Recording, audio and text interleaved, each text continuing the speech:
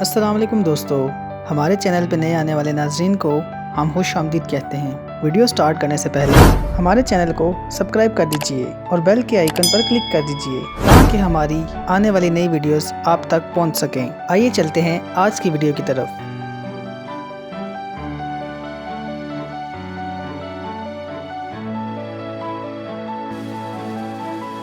ایشور نے کسی black board پر نہیں لکھا کہ آپ کی زندگی میں آپ کا ادیشیہ، آپ کا لکشیہ کیا ہے۔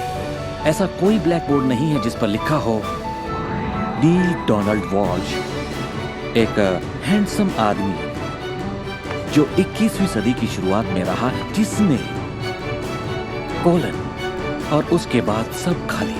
اب یہ سمجھنے کے لیے کہ میں یہاں کیا کر رہا ہوں، مجھے صرف اس بلیک بورڈ کو ڈھونڈنا ہوگا تاکہ پتا چلے کہ ایشور مجھ سے کیا کروانا چاہتا ہے۔ مگر بلیک بورڈ تو ہے ہی نہیں، تو آپ کا ادیشیہ وہی ہے جو آپ طے کرتے ہیں، آپ کا لکشیہ وہی ہے جو آپ طے کرتے ہیں۔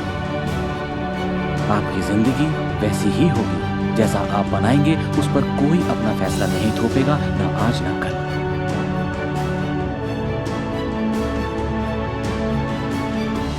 خوشی، پیار، آزادی، آنند، ہنسنا، بس یہی تو ہے۔